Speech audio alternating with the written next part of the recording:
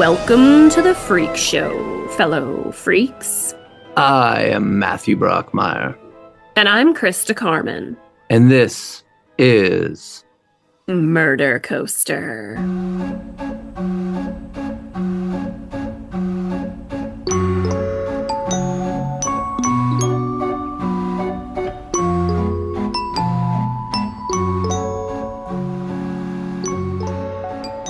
Ladies and gentlemen, today we present to you another true tale of a killer priest. And this one, more wild than last week. A mystic, counterfeiter, necrophiliac, and serial killer filled with literal bloodlust, who'd become the only Catholic priest in history to be given the death penalty and executed in the United States. It is the story of a bizarre and deadly love affair, the emergence of a new modern world, of an iconic detective and incredible police work, of justice, and some of the first psychological studies of a sexual psychopath. It is the story of Father Hans Schmidt, the killer priest. Let's begin. Prologue. The Hudson River Mystery.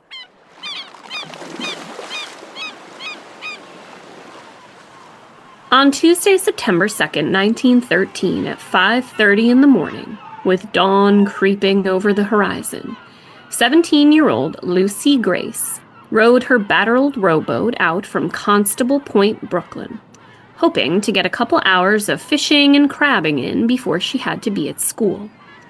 As she glided through the water, she heard a thud against the starboard side and looked down into the murky water to see two lifeless eyes staring back at her from a decapitated human head, floating along, a trail of blonde hair streaming behind it, the open mouth revealing clean white teeth. She screamed the entire way back as seagulls descended and began to pick at the flesh, stripping the head to the bone before it sank down into the murky depths.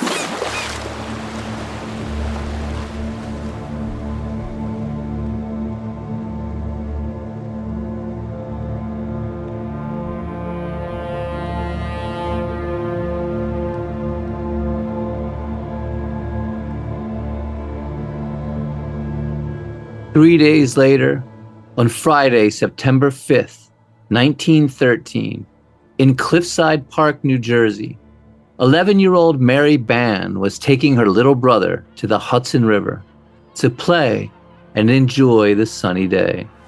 They splashed in the water and built castles on the sand on the shore when she noticed an oddly shaped bundle of cloth wrapped in sheets of the New York Times and cinched shut with wire, floating in the shallow water.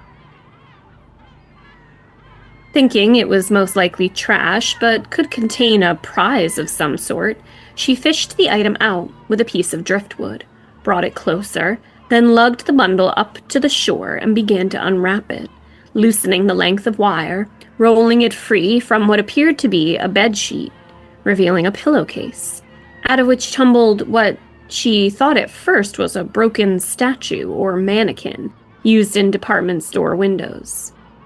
Then Mary realized it was the upper part of a human torso, cut in half below the rib cage. No arms, no head. Several crabs emerged from within it and scurried off. She stood, screamed, and went running into the woods with her brother. The torso was taken to the coroner, who noted the precision in the cuts and called it the neatest piece of surgical work he'd seen in a long time. Police, examining the sheet and pillowcase, which had flowers embroidered on its fringe, found a label in the lining that read, Robinson Borders Company, Newark, New Jersey. 2 miles away in Hoboken, directly opposite West 38th Street in Manhattan, on Sunday, September 7th at 6 a.m., Joseph Hagman and his partner Michael Parkman set out in a small boat from the Baxter Company docks to go crabbing, using wooden cages with bits of chicken as bait. By noon, they caught a dozen blue crabs, and as they lay back in their boat, relaxing, drinking homemade beer and smoking cigarettes, 2 railroad workers called to them from the shore. "Ahoy! What be in the water there?" The crabbers looked out and saw a package wrapped in thick brown paper and bound with wire bobbing in the water. They caught the package with a J-hook and hauled it on board. It was heavy. They unwrapped the wire and a load of stones fell out. Removing the outer paper, they found a sheet within which was the lower half of a woman's torso, without the legs. Pale, light skin, smooth with precise amputation marks, the internal organs partially eviscerated, the intestines hanging from the bottom section. "Oh my God," said Joseph Hagman, so shocked and horrified. For a moment, he almost leapt overboard. The torso was taken to the county medical examiner's office. The upper torso, which had been found by little Mary on the previous Friday, was compared and was proven to be an obvious match. While the arms and head had been removed by separating the joints, the legs had been cleanly sawed off through the upper femur bone. The New York Sun reported, quote, "The upper torso had been cut away with a very long and very sharp knife used by one familiar with anatomy and with surgical knives. The lower part cut away just below the navel and just above the hip joint. Knife wounds were all over the body, and there were signs the victim was beaten before the slayer either hacked or sawed off her limbs and head." The sheet the lower torso was wrapped in matched those that wrapped on the upper portion, and under the linen was the same type of pillowcase. The police report stating, quote, "The pillow slip is a higher than average quality, 32 inches long, 21 inches wide, with the letter A embroidered on the ends," end quote. This led New Jersey investigators to believe it was someone who had money, and since the incisions have been so well cut, they theorized it had been a surgeon or physician. Others thought the killer may have been a butcher. The press dubbed the incident the Hudson River Mystery.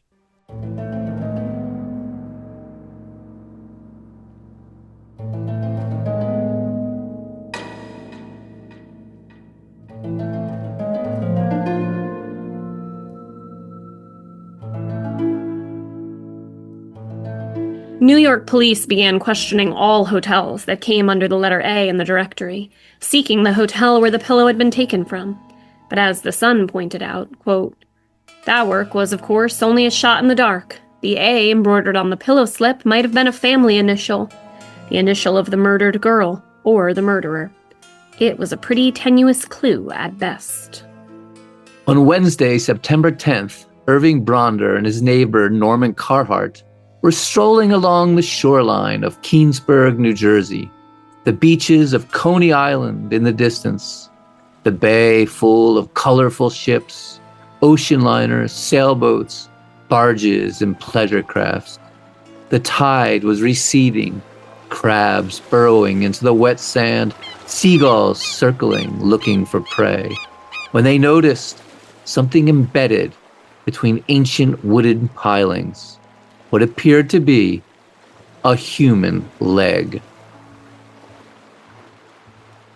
Police recovered the severed limb and brought it to the Red Bank morgue, who then sent it to the Hoboken morgue to see if the sawed-off femur fit, which it did, confirming the leg was part of the Hudson River mystery.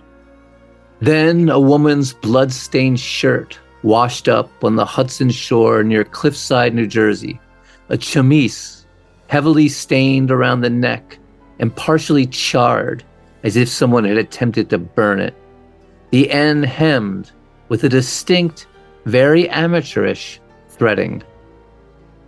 Investigators went to the Robinson Borders Company, which had manufactured the pillowcase found in Cliffside Park.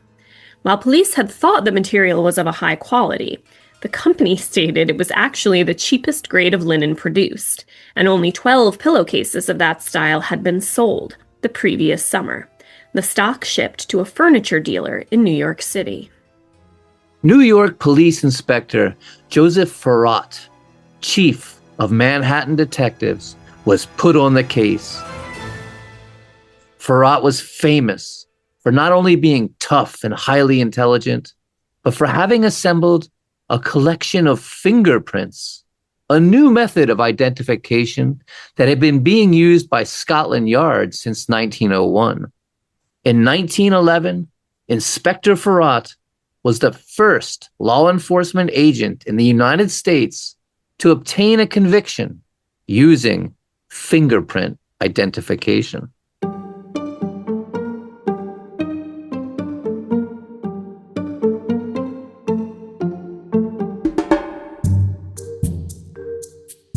Inspector Farrat worked Times Square, or as it was known then, the Tenderloin District. 20 city blocks crammed with hundreds of vaudeville shows, theaters, movies, gambling casinos, restaurants, and saloons filled with thugs, gangsters, muggers, pickpockets, prostitutes, and gamblers, illuminated by electric signs, a new art form, some of them hundreds of feet long, and installed on the skyscrapers along Broadway, lighting the nighttime streets brighter than sunlight. Inspector Farrat interviewed George Sachs of Sachs Furniture Store, the only dealer in New York who had purchased bedding from the Newark Company, and who retrieved a receipt from August 26 for a bed spring, mattress, and pillows for $21.68, all secondhand except the pillowcases. And Mr. Sachs remembered the sale, bought by a man who identified himself as A. Van Dyke, paying in cash and having the bedding delivered to 68 Bradhurst Avenue. 68 Bradhurst was a room in a 4-story apartment building, and the superintendent there told the inspector that a secretive German man named H. Schmidt had rented the room for him and his young wife.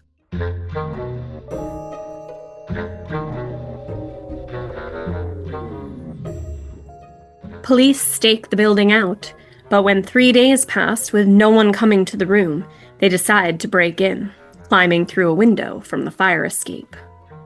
The drab room was filled with clues and the obvious scene of a murder.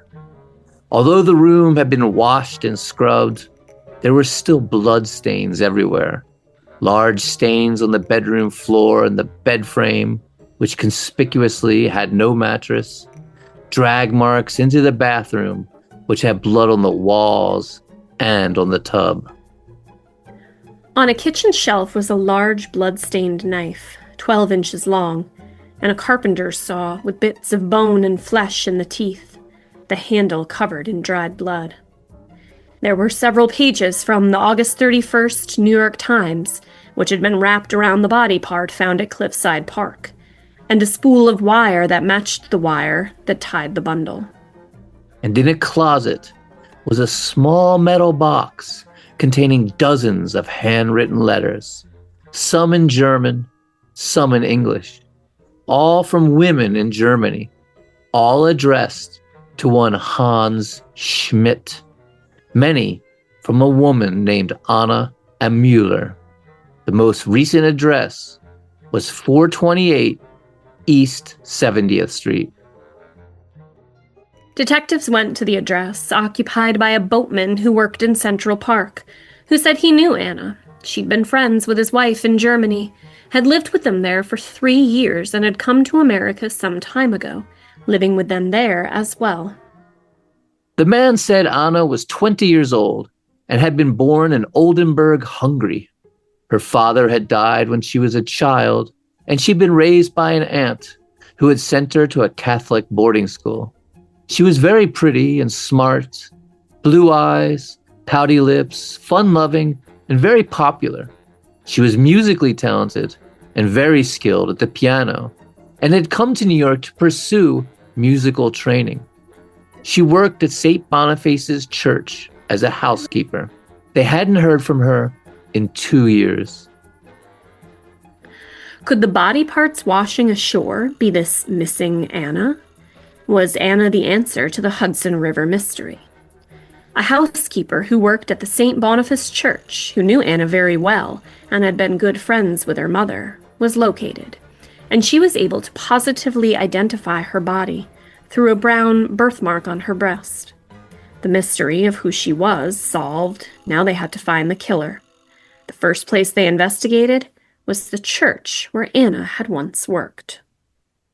Detectives loaded up into their police car, which was still a novelty in 1913, and cruised down 3rd Avenue, weaving through the horse-drawn carriages, past taverns and casinos and bars. At the church on 882 2nd Avenue, the parish priest, Father John Braun, answered, saying yes, Anna had worked there as a housekeeper, but had left long ago. They asked if he knew a man named Hans Schmidt, and he said yes. He was a 33-year-old priest from Germany, but that he'd left in May 1912 to work at St. Joseph's Parish on 125th Street. He described him as a strange and mysterious man, saying, quote, "There was always something about him that seemed mysterious to me. Usually his face bore an expression of mock piety, but at other times he would glare like a lion. The only way I can describe him was he was like Stevenson's Jekyll and Hyde."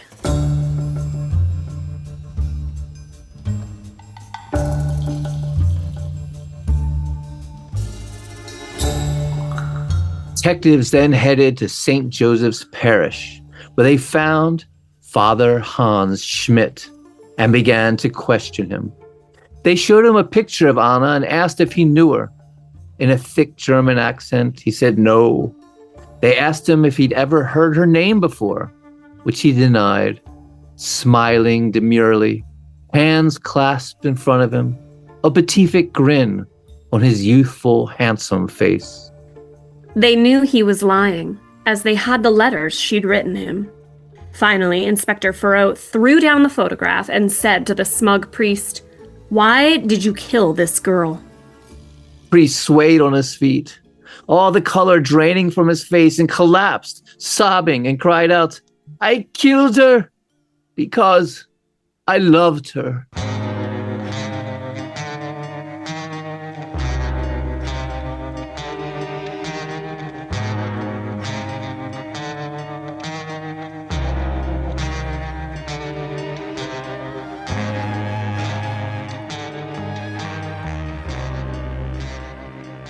Weeping, Father Schmidt said he'd married the girl several months before her death, and that he'd been planning to leave the priesthood to establish a new life. Searching his room, police discovered the marriage certificate and asked him who had married them. Father Schmidt saying, "I'm a priest. I married us." "You married yourself?" "Yeah, you wouldn't understand." No, I don't understand any of this." As they led him away, Hans tried to hug the church rector, Father Huntman, who made a disgusted face and pushed him away. Hans Schmidt was put in New York's bleakest prison, the Tombs, a Gothic structure erected in 1835 and modeled after an ancient Egyptian mausoleum that was sinking into the unstable earth and leaking water. There, Hans claimed that Saint Elizabeth demanded he kill Anna, a sacrifice, saying, quote, "I had a visitation. Saint Elizabeth compelled me to sacrifice Anna. It was in her name I did it, like the sacrifice of Abraham. I have a clear mind, for this was holy work, and it shall be done." As police went through the apartment building, scouring it for more clues, word of the murdering priest spread, and 3,000 people gathered outside, reserved police officers from the West 152nd Street station having to be called out to secure the location. The newspapers went crazy with the story. The New York Times, the New York Herald, The Evening Telegram and The Sun, all running headlines like "River Murder Traced to Priest Who Confesses." And the case just kept getting weirder. Inside the apartment, investigators discovered a rent receipt for a room on 516 West 134th Street and went there, a 5-story walk-up tenement in West Harlem between Broadway and Riverside Drive. Inside the room, thick curtains had been nailed up to cover the windows. There was a large metal machine, a printing press, and a table with a stack of paper, all cut into 3 inches by 5 inches. On a shelf behind the table were dozens of bottles of dark liquid ink, black printer's ink, and there, in a metal can, was a mound of discarded papers. When an officer grabbed the papers, he looked at them, saw they were all crumpled up $10 bills. "Counterfeit," the policeman said. "The priest is a goddamn counterfeiter, too." The entire apartment had been converted into a counterfeiting studio. Another printing press in the adjoining room, this one for $20 bills. The floors covered with layers of carpet to muffle the sounds of the presses. A camera, developing equipment, copper engraving plates of $10 and $20 bills, piles of burned, misprinted bills, the kitchen full of chemicals and bottles of ink.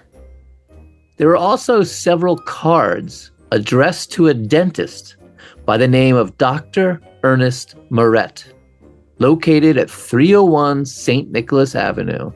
So detectives headed there next, where they were greeted by the landlady, who happily let them in, saying there were all manner of strange people coming and going day and night, and that, quote, "One of them was a goddamn priest."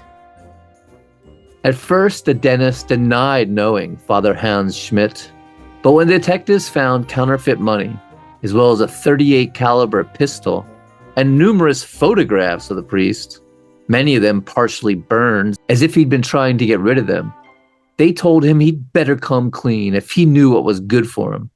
And he admitted that not only were he and the priest partners in the counterfeiting scheme, but he was the priest's gay lover as well.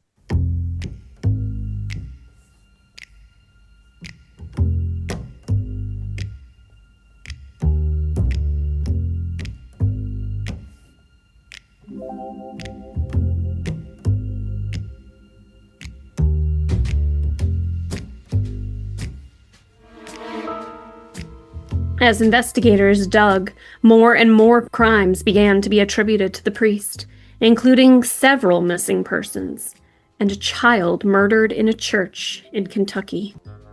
They found dozens of blank death certificates, and the priest told them that the world was full of cripples, infirm, and elderly who did not deserve to live, that the world would be a better place without them, and he intended to kill those in his parish by poison, and then forge their death certificates after obtaining life insurance, so that he could share the profits with the poor.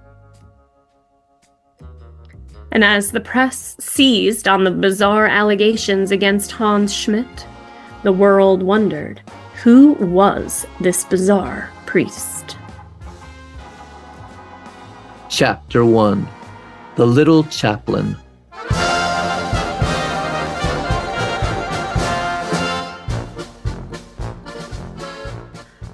Hans Schmidt was born in 1881 in the small Bavarian village of Aschenberg, located about 30 miles south of Frankfurt.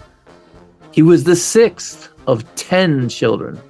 His father, Heinrich Schmidt, was a well-educated railroad official whose job kept him in nearly constant travel. He was very well respected in the village.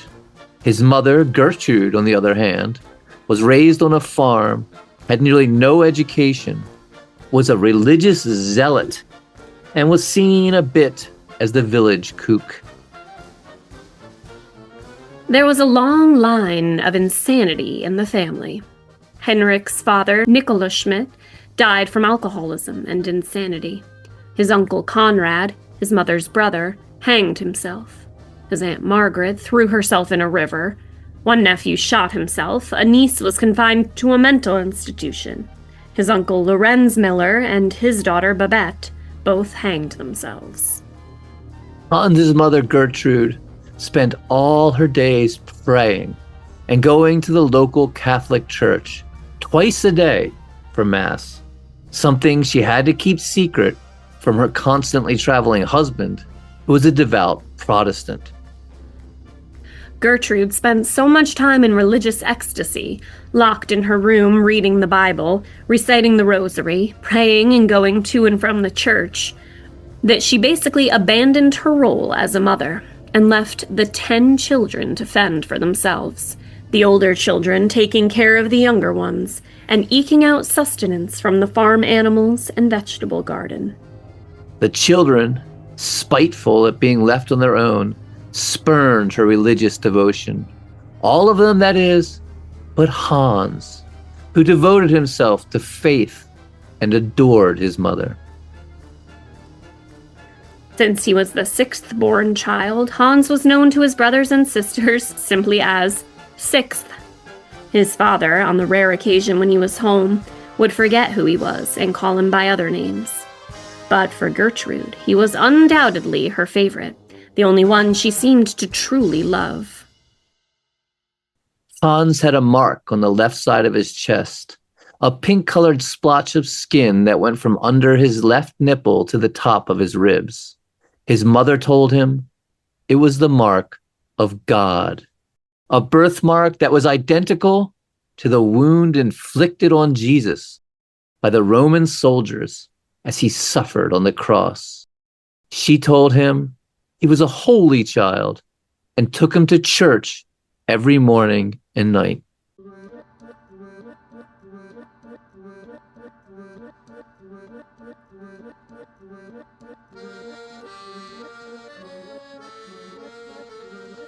They became a very familiar sight to the villagers, mother and son traipsing off to Mass hand in hand, no matter what the weather was, through snow and rain and heat.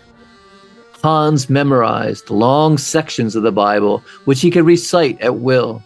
He said the rosary several times a day, articulating the words perfectly.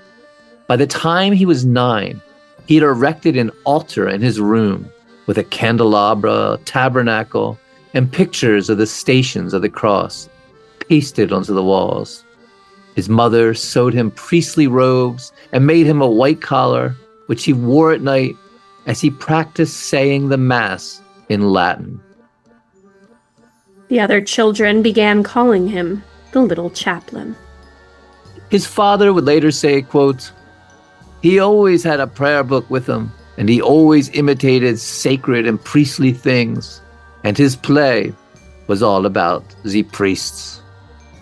Little Hans would stand at his altar, reciting Mass in Latin, with a chalice held high above his head, and his mother would fall to her knees praying, convinced that he was truly a holy child, as the other children sat outside the room, laughing, making jokes about their crazy mother and her little chaplain son. When he was around 10, he began feeling attracted to other boys and began to explore his sexuality with a neighbor boy. As a psychiatrist who later examined him would say, quote, "He did not know just how it happened, but they partly undressed and played with each other, and some attempts were made to penetrate by means of the rectum. Afterwards, he was consumed with guilt and struggled to make atonement. The more he sinned, the more he went to church." Hans developed a mutual and simultaneous fascination with and obsession over religion and the male body, falling into many gay relationships. He also developed an obsession with blood. He loved watching his mother behead chickens, was transfixed by the blood, and would sometimes save the chickens' heads and play with them in his room. A psychiatrist would testify that, quote, On one occasion, he had taken the head of a rooster and put it while still bleeding on the end of his penis, and had walked around strutting about with the decapitated head of this rooster on his penis, until his father caught him and beat him. That's fucking crazy. That's so gross. It's fucking whacked. I can almost see like playing with them as puppets, but the whole putting it on the penis thing, Hans really took it too far. As is often seen in serial killers, Hans loved to torture and kill small animals. Rabbits, squirrels, chickens, and whenever he saw the blood, he came to associate it with sex. While other children frolicked in the fields and woods, Hans would sit at the slaughterhouse, hiding in the shadows and watching the killing of animals. He'd often attend with his friend Fritz, whom he'd started a sexual relationship with, and they would masturbate each other as they watched the animals slaughtered. Extremely disturbingly, Hans also started having sex with his older brother, a relationship that would last 2 years. Chapter 2. The Seminary.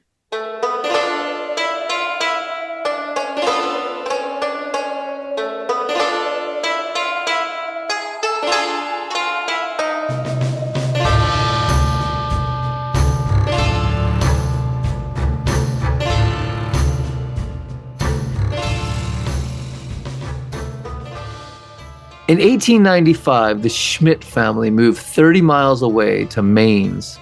And here in 1901, Hans was enrolled in a seminary where he learned Latin, how to play the violin, and studied classical German composers.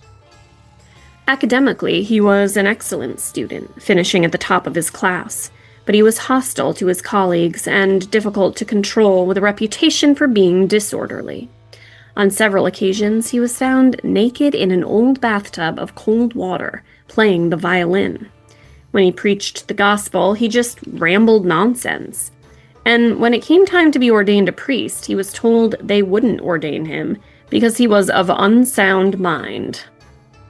So in 1904, Hans began studying philosophy at the University of Munich. And here he was even more out of control than he had been in the seminary. He would leave during the day and get drunk, then play the violin wasted in the streets. He was seen riding his bicycle around in nothing but his underwear. He then forged a diploma, saying he'd received a doctorate in philosophy, insisting everyone he met call him doctor. He was an excellent forger. The diploma had the seals of the school and everything, which fooled everyone who saw it. And he returned to the seminary with it in 1906 as proof that he was now of sound mind.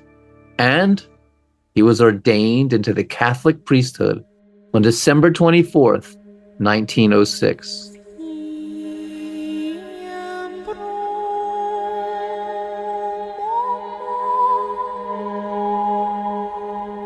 Because Hans had developed such a bad reputation, the ceremony had to be held secretly, at night.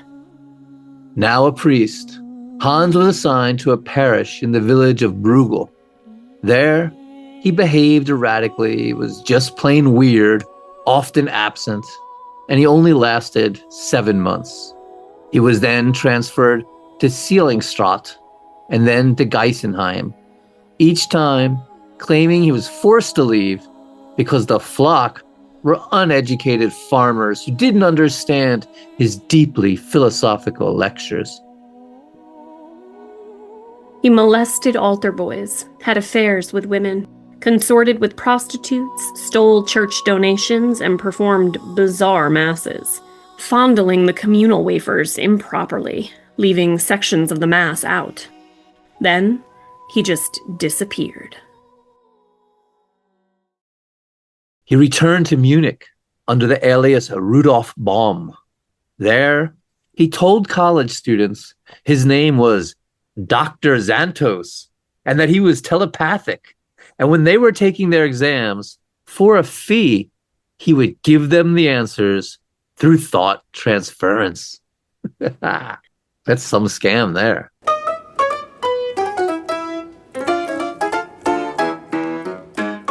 When the college heard of this bizarre scheme, they looked into him and discovered he had fabricated his doctorate of philosophy and had him arrested for forgery.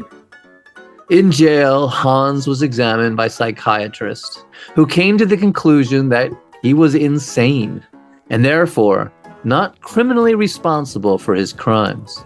And the German courts ruled that he was not a danger to society and released him to his father's custody, telling his father that he should commit him to an asylum.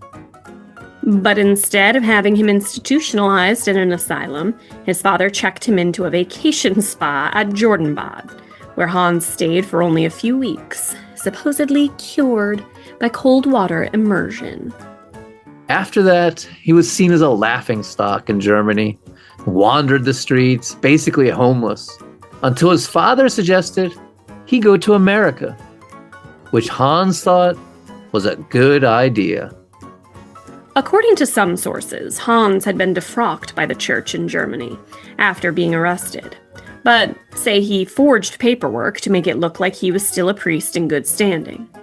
Other sources refute this, but either way, as we saw last week, once a person is made a Catholic priest, the Vatican considers them a priest for life.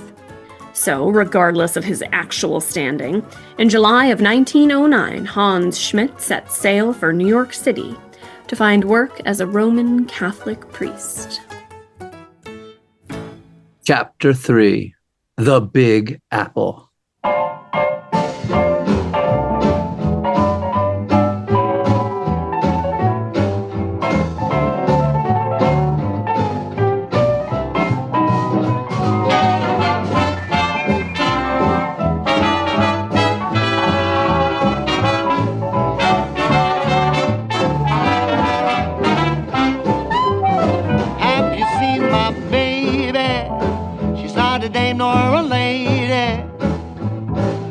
The way she walks, the way she talks, or the way she loves me. Just look at me, I'm like a monkey in a coconut tree. You know I'm overjoyed, 'cause boy, oh boy, she's my gal. She asks me when I say let's go out dancing. Your place or mine, don't waste my time with phone. Funny, doesn't care about clothes or money. She just cares for me, she's all I need, she's my gal.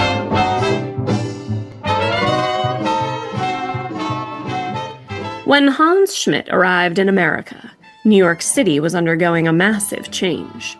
The shanty towns, which had been located on the fringes of the ever-expanding city, were being torn down and replaced with walk-up apartment buildings, which would become the trademark dwelling of the immigrant era in Lower Manhattan, giving rise to the word skyscraper in the 1890s, a term which at that time denoted any building more than a few stories tall. When the first steel skeleton building was constructed at 50 Broadway in 1888, 13 stories tall, folks actually screamed and ran away from it in terror because they thought the structure would topple at any minute. And the architect who had designed it, Bradford Gilbert, was forced to move to the top floor just to encourage prospective tenants. As he would say, quote, "So weary were New Yorkers of the buildings whose walls were supported by the metal frame rather than vice versa, that I had to reassure them by occupying the topmost offices myself." By 1894, people were no longer startled by skyscrapers.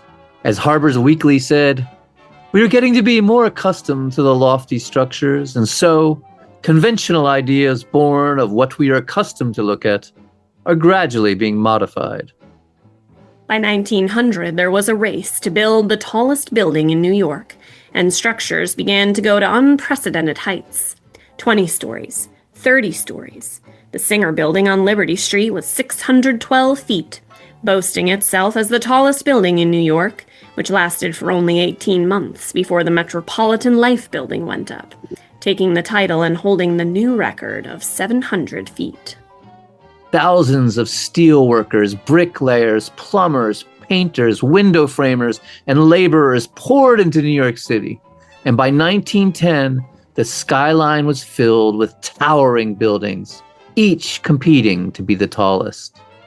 America's biggest banks and financial institutions all moved to Wall Street, and it became an area of frantic activity, fueled by the stock exchange, taking up every inch of available land, sending real estate prices to the highest level in history, while buildings went taller and taller.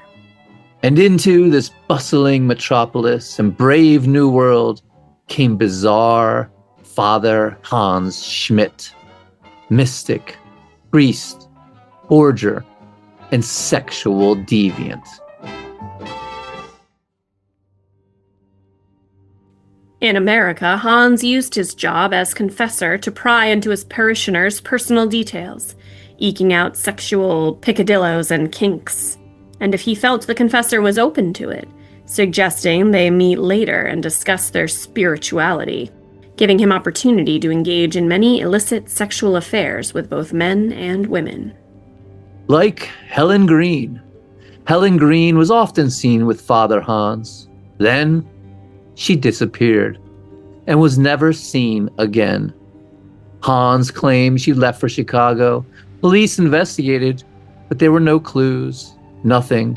She simply vanished from the face of the earth, as did a 5-year-old boy named August von Dyke, who was often seen with Hans, and who Hans sometimes claimed was his son. Just as he had done in Germany, Hans bounced from parish to parish, often arguing with the other priests and the bishops.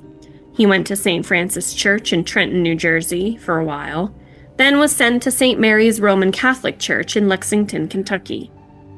There in Kentucky, on December 8th, 1909, 8-year-old Alma Kellner disappeared on her way to attend Mass at St. John's Church, 6 blocks from her home.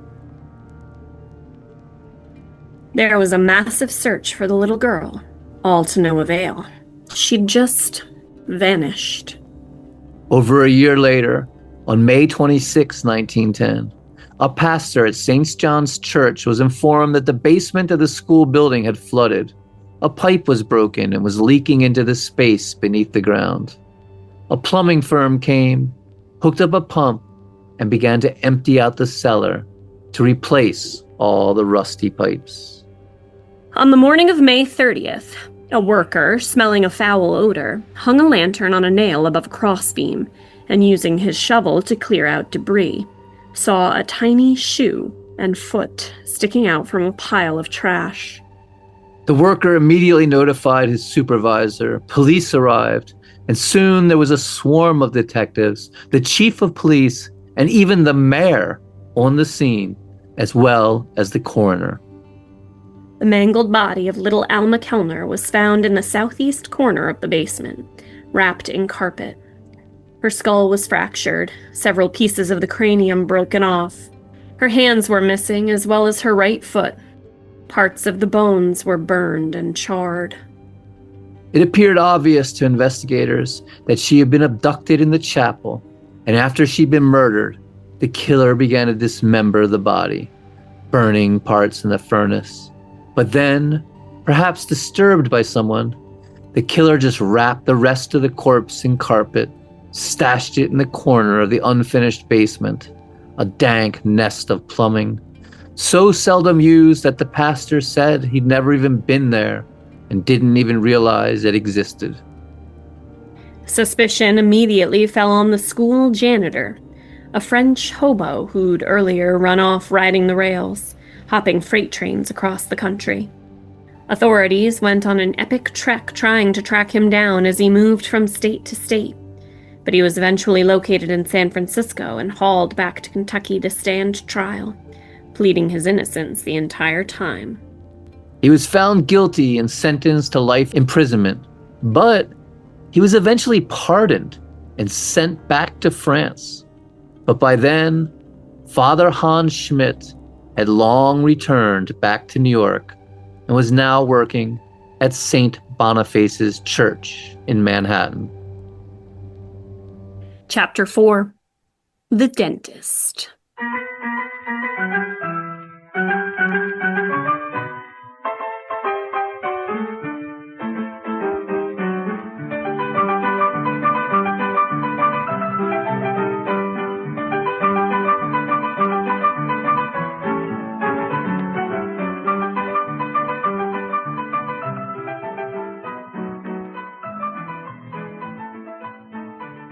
Back in New York, Father Hans Schmidt met Dr. Ernest Moret, a dentist, whom Hans immediately fell deeply in love with.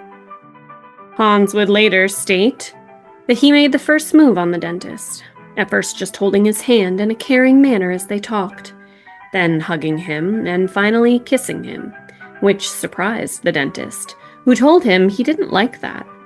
But the priest was seductive and persistent, telling him he loved him, and eventually convinced him to go to bed with him. Father Hans Schmidt said he often fantasized about the dentist sexually while performing Mass, and would dream about him, was so in love with him that he heard his voice in his sleep, saying, quote, "Ja, there never was a grown-up man I loved as I did Ernest. During sexual intercourse, I felt in a state of exhalation, of being in communion with God." The priest was still up to his old tricks, creating fake documents, passing himself off as a doctor for strange scams, creating numerous cards saying Dr. Emile Molière, formerly assistant surgeon of the chemical hygiene manufacturing company of Deville, France. Why am I saying France? Deville, France. He then turned his attention into counterfeiting money, talking his dentist lover Ernest Moret into being his partner. Under the name George Miller, Hans and Ernest, they rented a room on 516 West 134th Street, and he and the dentist set to work creating an elaborate counterfeiting operation, photographing $10 and $20 bills, making engravings from the images and running them through a printing press. The bills weren't perfect, but they were passable. And then Father Hans Schmidt's life would be changed forever when he met his next true love, a breathtakingly beautiful teenager named Anna. Chapter 5. Anna Amuler.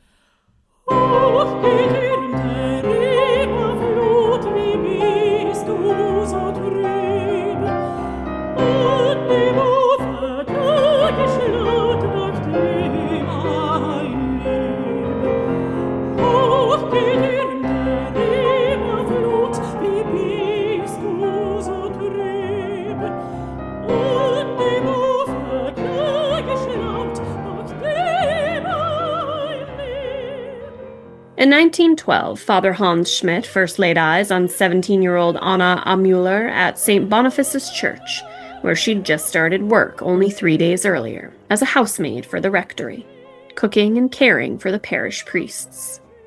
When Hans saw Anna, he was overcome with emotion, and he collapsed in the hallway, feigning sickness and insisting Anna nurse him back to health. Father Hans would later say, "I've wanted to love her from the very beginning. She took very good care of me." Anna was sweet and caring, with a fun and lively personality, an accomplished musician, as was Hans. She was physically beautiful as well. There's photographs of her out there. Dark, thick hair pinned up in the Victorian fashion of the time, kind eyes and high cheekbones. One night in the sleeping quarters, as Anna tended to the ill Hans, he began to kiss her, drawing her to him. And, shocked at the boldness of the handsome German priest, she ran away. But she soon came back. As bizarre and deviant as Hans Schmidt was, he was a very attractive man. There's photographs of him as well, with a youthful, handsome face, and he was quite accomplished at seducing both men and women. As Father Hans would later say, To overcome her objections, I told her no one would know. At first, we had sexual intercourse in the daytime. Later, she came to see me every night.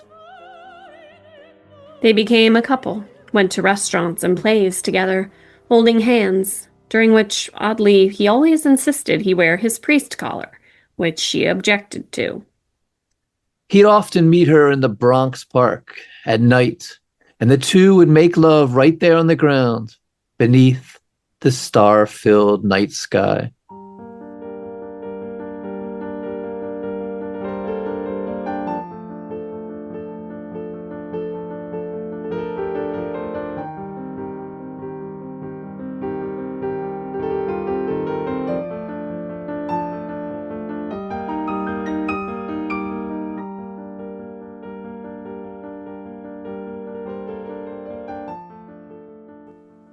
In 1913, Hans was transferred to St. Joseph's Church in Harlem, which separated him from Anna. But he yearned to be with her and told her he was going to leave the priesthood to do so, something he had no intention of doing. To prove his devotion, he offered to marry her, though he said it would have to be a secret marriage, and he purchased a marriage certificate, filled it out himself, both the groom and the officiating priest of the ceremony, and the two got a small apartment together at 68 Bradhurst Avenue. But the truth was that the dentist, Dr. Murray, was never far from his mind. He'd even fantasize about him while having sex with Anna. Father Hans claims that at times he would feel guilty about his affair with Anna, but that he devised a means of seeing what God himself thought of it by having sex on the altar of St. Joseph's Church. As Father Hans Schmidt himself would say, I wanted to find out what God thought about me and Anna. At night, I brought her before the altar, and I had intercourse with her on the altar itself. I was very much excited. I was more worried about it than she. I kept looking at the host all the time. There was no change. Either God would speak or show a light or something, some sign he would have given to express his disapproval. But towards the end, he made it known to me that she was to be sacrificed. In August, Hans told Anna that he'd had a vision while performing Mass, and that God had asked him to sacrifice her. To which she said, quote, Hans, du bist verrückt, you are crazy. But he continued to tell her that God wanted him to sacrifice her, saying, I was thinking about it all the time. It would be with me from hour to hour. Sometimes I was able to forget. Then I would wake up in the middle of the night and would hear the voice telling me to sacrifice her. And their lovemaking grew violent, as he would say. Anna often complained of my fierceness. I used to bite her sometimes. I liked to taste the blood. I would bite her on the arm. I would bite her on the breast. There would be teeth marks, and it always made me feel better. Chapter 6. The Murder.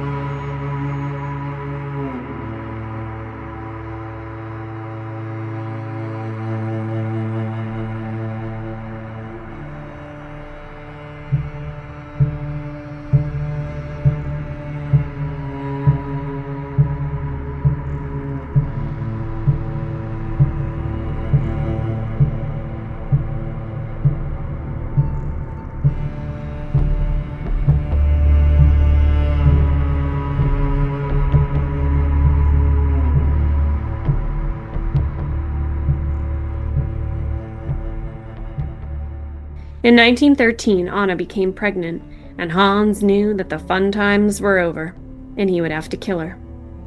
would have to sacrifice her and his unborn son, just as Abraham had been called to slaughter his own son.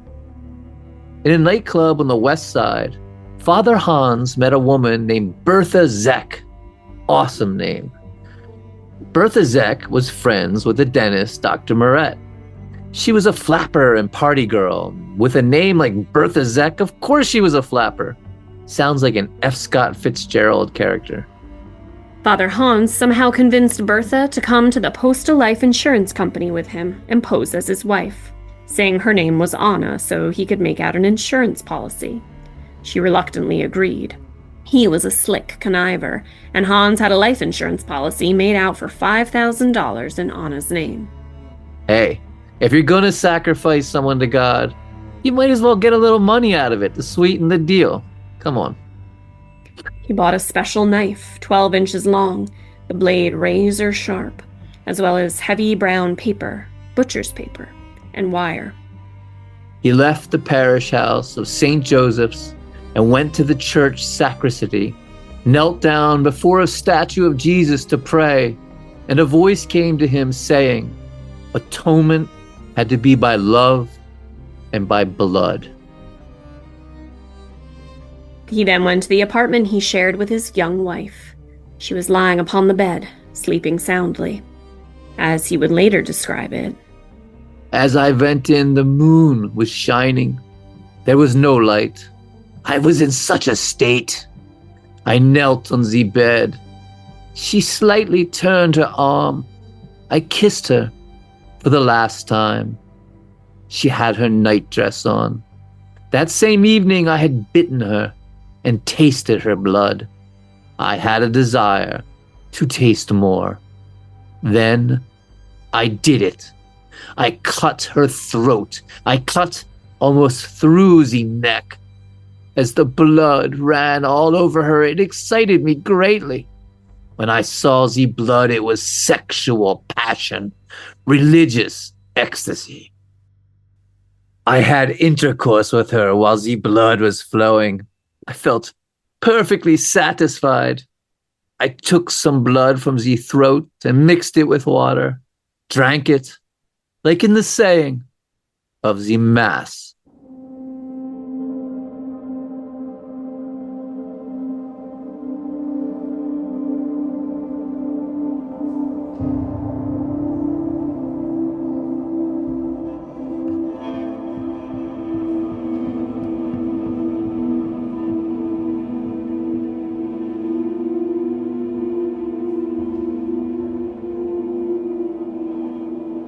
He then continued to cut her throat, working with the knife on her spine, finally severing it and cutting her head completely free, holding it up and staring into her dead eyes, then took her head to the bathroom.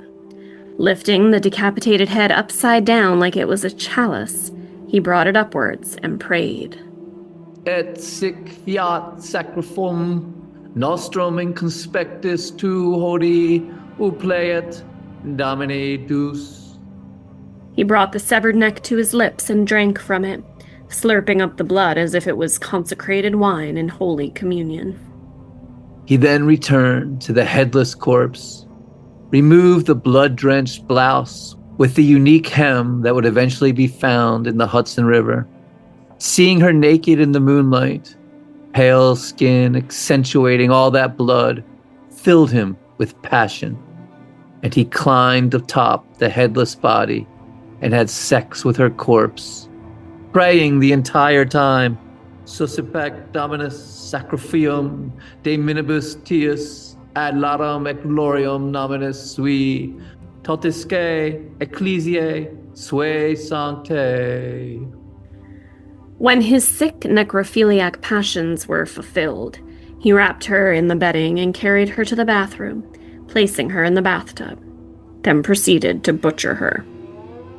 He worked at her shoulder bone, cutting the ligaments with his sharp knife, freeing her arm from her body carefully, almost lovingly, with a surgeon's care. Then the other arm. But the legs proved too difficult, so he took a carpenter saw and cut them off, sawing right through the femur bone. Each segment he wrapped in the thick brown paper he'd bought, along with rocks he'd hauled up from a vacant lot. He then worked at cutting the torso in half, cutting deep into the abdomen, slicing through the belly, through the internal organs, her ovaries and womb where the tiny fetus of his unborn child dwelled, sawing through the spine where it met the rib cage. He put the upper torso into a pillowcase, wrapped it up, bound the lower half in paper with rocks, binding it with wire.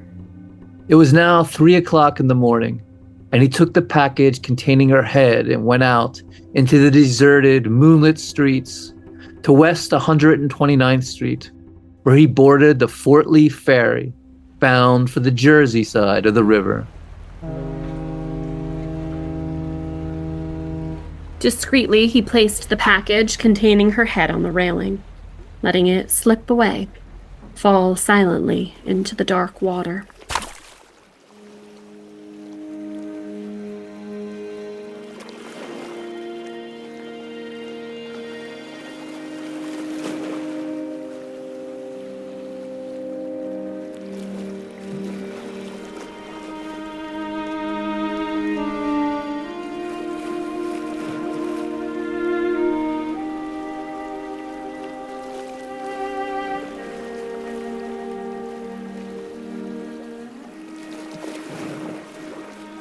He returned to Manhattan, back to the apartment, to retrieve another package, and to the ferry again, this time dumping her upper torso. When he got back to his apartment, it was 6:00 in the morning. He cleaned up as best he could, then rushed to the parish, donned his vestments, kissed the crucifix, and held mass.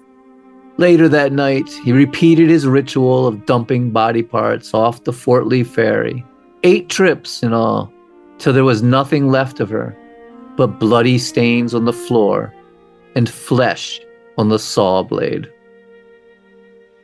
He burned the blood-soaked mattress in a vacant lot as children watched. Soon her body parts were washing ashore, police were investigating, and thanks to some truly spectacular detective work, Hans was caught. His counterfeit operation with his gay lover dentist discovered. The press going crazy over the story, running headlines about it for weeks. And Hans in jail in New York's notorious Tombs.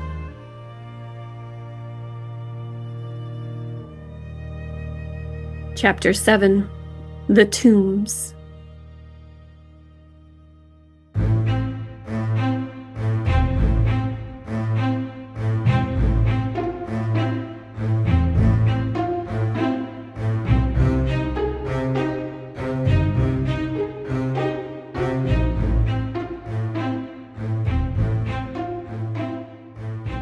The Tombs jail was built in 1838 over an unstable tract of land known as the Collect, a former pond that had been drained to make more land. Originally called the Halls of Justice, it quickly became nicknamed the Tombs because it was modeled after an ancient Egyptian mausoleum. Soon after completion, the building began to sink into the mud, causing the foundation to crack, water seeping into the basement walls, the seepage resulting in dank, damp conditions. The water, which still flowed under the prison, caused bone-chilling dampness and was a breeding ground for all sorts of vermin, mice, rats, cockroaches, hordes of ants. Disease was rampant and the place was severely overcrowded. It had 750 inmates, men, women, and boys, and only 450 small cells, each made to house only one person. But of those 450, only 425 were habitable. The others unfit for human occupancy. Prisoners were bitten by rats and contracted all manners of sickness. Pneumonia, tuberculosis, an endless list of diseases was rampant. The food was foul and contaminated with rat feces and sickness. The jail was filled with gang members, many from 5 Points street wars, the Bowery Boys, The plug uglies, the dead rabbits, the dreaded swamp angels, and the Wyos. The gangs still claimed their territories and often killed rival gang members. In the jail, Hans Schmidt was given a physical by doctors. Phrenology, the measurement of the skull that determined mental traits, was very popular, and one doctor, Carlton Simon, examining Hans, found that the excessive length of his jaw and his high cheekbones indicated brutality and instability of the mind, saying, quote, "The lack of symmetry is shown the length of the lower jaw. The jaws, such as seen only in persons who are given to brutality and crime. The narrowness of his forehead designated him at once as of unstable mind, and whose physical desires would often outweigh his moral attitude. The facial details also displayed an inherited duality, as well as a mental stigma." Dr. Simon made careful measurements of Father Schmidt's skull and detailed diagrams of the shape of his eyes, nose, and forehead, and their relationship to each other, saying, "The mouth is one of the most significant features of an individual. In the case of this man, it is strikingly expressive of animality. When reason becomes dethroned in such persons, the greatest cruelty is known."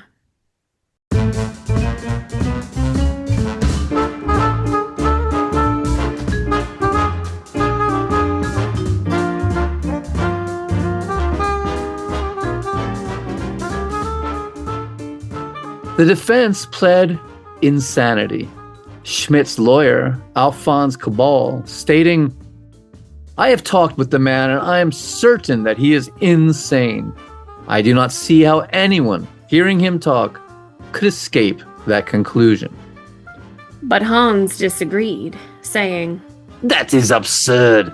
If there is anything you can be sure of, there is no trace of insanity in me." The prosecutor claimed Hans was a cunning criminal, trying to get away with murder, and a panel of psychiatrists, or as they were known at that time, alienists, were appointed to determine whether he was insane or not. Dr. Dennis S. Gregory, chief psychiatrist for the psychopathic ward, Dr. Smith Jelliffe, an expert in mental diseases, and Dr. Morris Karpus, assistant director of psychiatry, all from Bellevue Hospital.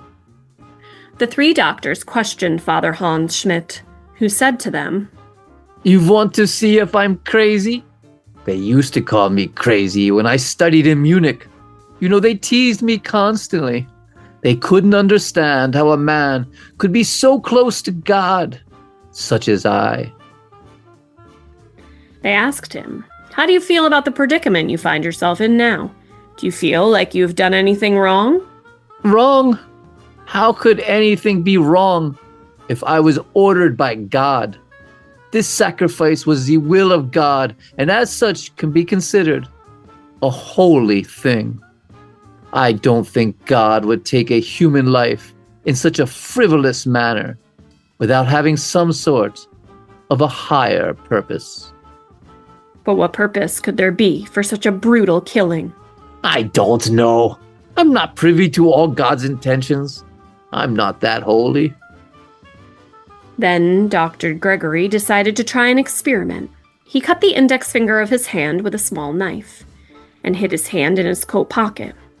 Then, as he was interviewing him, he lifted his hand and put the finger in front of Father Schmidt's eyes. And as the doctor himself said, Hans went wild with passion. He immediately became flushed, his face became red, and his eyes, dilated, became huge. Hans began to yell, "See blood! See blood!" and leaping up, knocked the lamp off the table, plunging the room into darkness, grabbing Dr. Gregory's hand and pulling his bloody finger to his lips and sucking it, saying, "Alles Blut ist mine. All blood belongs to me." The other doctors attempted to pull him away, but were unable to and had to call the guards. As the guards hauled him away, Hans said, "Sorry about that, doctor, but the blood is mine. It should be for the sacrifice." I hope you're all right. I'm not such a bad man. The press were allowed to visit Father Schmidt in the tombs, and he gave them long interviews, saying he couldn't explain it, but God would clear it all up. Photographs of the handsome priest went out, and as always seems to be the case, even back in 1913, he got groupies. The Evening Telegram reported, quote, 5 girls between the ages of 16 and 18, all richly dressed, visited the tombs today and refused to leave until they had seen Schmidt. Warden Fallon finally permitted them to be led past the priest's cell. The warden is besieged daily by women who want to take just one look at him. Before a trial was to be held, there was a deposition to determine if the case should move forward, if there was enough proof to go to trial. And as it was thought that men of the finest reputations would have less chance of bribery or jury tampering, some of the most famous people in New York City were subpoenaed to be jurors in the Inquisition. John D. Rockefeller, Cornelius Vanderbilt, George Gold, August Belmont, Vincent Astor, New York's leading bankers, businessmen, railroad officials, and merchants. That's also like the official lineup of the Newport Mansions right there. All right. Rhode Island shout out for you. Even J.P. Morgan was asked, though he was unable to be found, and served papers. The press dubbed them the Millionaire Jury. The Inquisition was short and to the point, and it only took the Millionaire Jury less than an hour to come to a decision that there was overwhelming evidence that Hans was guilty, and the case proceeded to trial. Chapter 8. The Trial. The Manhattan Criminal Courts building, built in 1885, was constructed using shoddy materials because of the corruption of municipal inspectors, and immediately the exterior walls of the building began to bulge outward, making it an ugly eyesore that dominated the landscape at Franklin and Center Street. City officials would condemn the building from time to time, and minor repairs would follow, and then it would reopen, still bulging, still ugly. It was called, quote, one of the gloomiest structures in the world, encrusted with soot, the air rancid with garlic, stale cigar smoke, sweat, and the odor of prisoners' lunches. The Catholic Church raised a defense fund of $10,000 for Hans from investors who deemed him not guilty by reason of insanity and thought his life should be spared. The trial of Father Hans Schmidt started Monday, January 19th, 1914. The courtroom filled to capacity and packed with reporters. Hans' sister testified, saying he was always a very sanctimonious and holy boy, and that they'd known he'd be a priest from a young age and had called him the little chaplain as a child. She then listed all the suicides and mental issues that ran in their family. Dr. Frank A. McGuire, the city prison physician, took the stand and detailed the confession the priest had given to him, how he'd decapitated Anna, drank her blood, and, quote, committed sexually perverted acts upon the body. The entire courtroom was visibly shocked. Hans then handed his lawyer a piece of paper, which he said would explain why he'd done what he'd done, and on it was a scrawled poem reading, The breeze, the breath of God is still, and the mist upon the hill, shadowy, shadowy yet unbroke, is a symbol and a token, how it hangs upon the trees, a mystery of mysteries.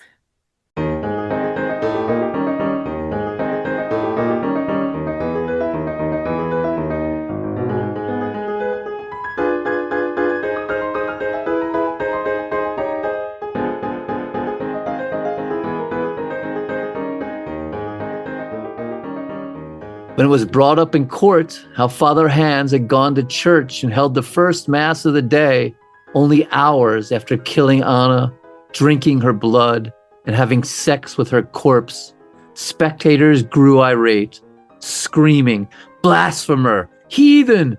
Murderer!" A woman stood shaking her fist and hollered, "Bastard!" Police surrounded the cowering priest to protect him, the judge banging his gavel and screaming for order, order, order. The trial had gone well for Hans, the jury appearing to believe he was quite insane, hearing voices, feeling instructed by God to commit the murder. But then the prosecution, much to the defense's objections, brought out the $5,000 life insurance policy and had Bertha Zeck take the stand and tell how the priest had convinced her to pretend to be his wife to get the policy. After that, his fate seemed sealed. The jury deliberated for 5 hours, then came back with a verdict of guilty of first-degree murder. On February 11th, he returned to the courtroom for his sentencing, the judge stating, "The judgment of the court is that you, Hans Schmidt, for the murder in the first degree of one Anna and Müller, whereof you are convicted, to be sentenced to the punishment of death." Father Hans stated, "I'm satisfied with the verdict. I would rather die today than tomorrow." Chapter 9. Execution.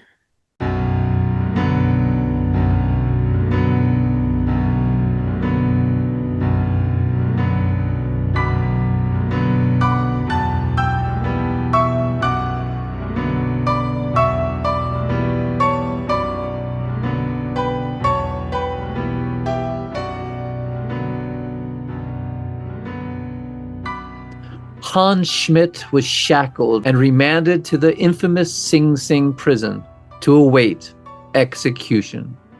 Sing Sing was a Gothic, medieval-looking building of 800 windowless cells, built in 1825 by convict labor, using stone that was mined and cut on site. Each cell was only 7 feet long by 3 feet wide. Dysentery, scurvy, Asiatic cholera, and smallpox all ran wild, and the place was called the Devil's Workshop. Good nickname. The electric chair in Sing Sing had been installed in 1890 and had been in continuous use, ending the life of 127 men and 1 woman by 1913. There in the prison, facing imminent death by electrocution, Hans requested his lawyer and, hoping to appeal his case and have a new trial, completely changed his story. This time saying Anna had actually died from a botched abortion performed by none other than Hans's own true love, dentist Ernest Moret. Furthermore, he claimed that flapper Bertha Zeck had come to the apartment and helped him dismember the body and dispose of the body parts. Dr. Murray, who was in prison in Atlanta, Georgia for federal counterfeiting charges, and Bertha Zeck, both obviously vehemently denied the accusations, each stating that they'd never even met Anna Müller, and police could find absolutely nothing to corroborate these allegations, and Hans was unsuccessful in getting a new trial. On the morning of the execution date, February 18th, 1916, at 5:30 a.m., 2 guards came to Hans's cell, saying, "It's time." Hans said, "Don't worry, I'm a punctual man," then yelled out to his fellow prisoners, "Auf Wiedersehen! Goodbye all. See you soon, my friends."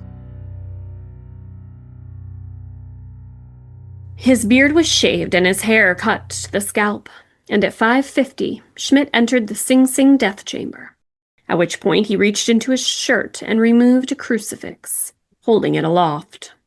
The guards, thinking the action was a form of resistance, rushed forward to restrain him, and Hans scolded them, saying, "Pardon me, 1 minute, 1 minute. I want to say a word before I go. I beg the forgiveness of all of whom I have offended, and all of whom I have scandalized, and I forgive all who have offended against me."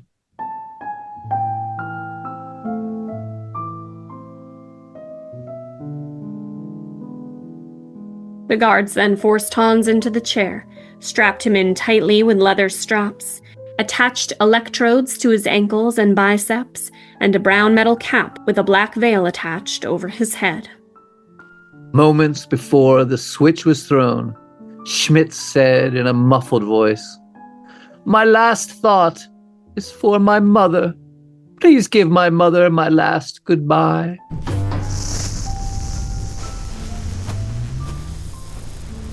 The first jolt of electricity was initiated at 5:51 a.m. Over 1,700 volts of current, which lasted for 1 minute and 12 seconds. A puff of smoke arose from his head, his hands and neck turning bright red. After the current ceased, a doctor checked his heart with a stethoscope and stated he was still alive. A second jolt was administered for 10 seconds, followed quickly by a third. The prison physician then pronounced Hans Schmidt dead at 5:59 a.m.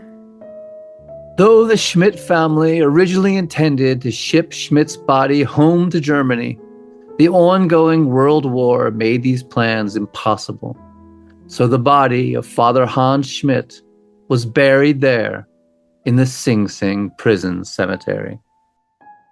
And that, ladies and gentlemen, is the story of the serial killer priest Hans Schmidt, the only Catholic priest to have ever been executed in the United States. Thank you so much for listening.